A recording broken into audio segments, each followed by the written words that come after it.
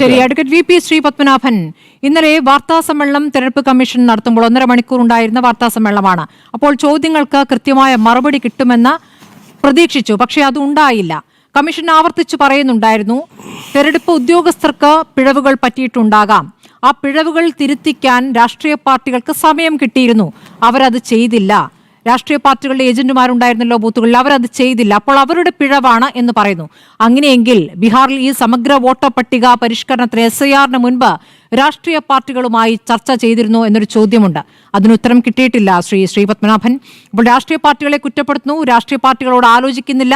ഒരു രാഷ്ട്രീയ പാർട്ടിയോട് മാത്രമാണോ തെരഞ്ഞെടുപ്പ് കമ്മീഷൻ കാര്യങ്ങൾ ആലോചിക്കുന്നത് എന്ന സംശയം ശക്തവുമാണ്.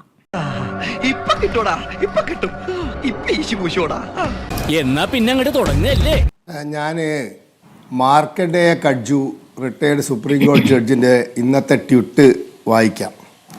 I can't understand why Rahul Gandhi is reluctant to give an affidavit to the Election Commission stating on oath the allegations he has made.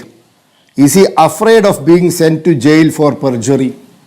Supreme കോടതിയുടെ റിട്ടയർഡ് ചീഫ് ജസ്റ്റിസ് ജഡ്ജ് പറഞ്ഞതാണ്. എന്താ ഇവരെ തകരാറ്? ഇവരെ പ്രശ്നം എന്താ? 98-ന് മുമ്പുള്ള 7 വർഷം, 91 മുതൽ 96 വരെ നരസിംഹറാവുവും, 96 മുതൽ 97-8 വരെ ഇലക്ഷൻ വരെ ദേവഗൌഡയും ഗുജറാളും, അതായത് കോൺഗ്രസ് സഹായിക്കുന്ന UF ഗവൺമെൻറ്റുമാണ് ഭരിച്ചത്. ആ കാലഘട്ടത്തിലാണ് ഭാഗികമായി ഈ എന്താ പറയുക വോട്ടിംഗ് മെഷീൻ നടപ്പിലാക്കിയത്. അതിനുശേഷം 99-ൽ അത് സമ്പൂർണ്ണമായി നടപ്പിലാക്കി.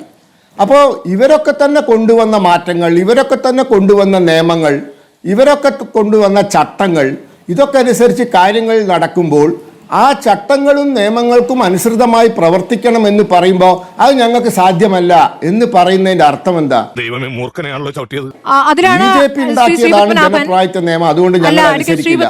അതിലാണ് സംശയം. ഈ സത്യവാങ്മൂലം രാഹുൽ ഗാന്ധി മാത്രം നൽകേണ്ടതാണോ, അത് അനുരാഗ് ഠാക്കൂറിന് വേണ്ടേ? പരാതികൾ ഉന്നയിക്കുന്ന ഗുരുതരമായ ആരോപണങ്ങളായി വരുന്നവർ ചെയ്യണം.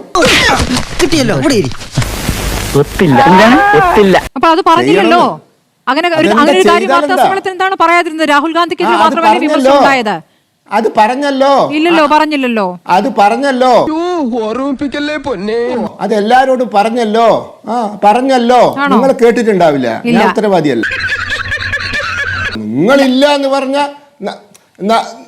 വേണ്ട, ഞാൻ പറയുന്നത് അംഗീകരിക്കണ്ട, പ്രശ്നം കഴിഞ്ഞില്ലേ? ഈ രാജ്യത്ത് സ്മൃതി ഭാരതീയ ജനതാ പാർട്ടി കൊണ്ടുവന്ന ഭരണഘടനാ ഭേദഗതികൾ, 1 മന്ത്രിസഭയും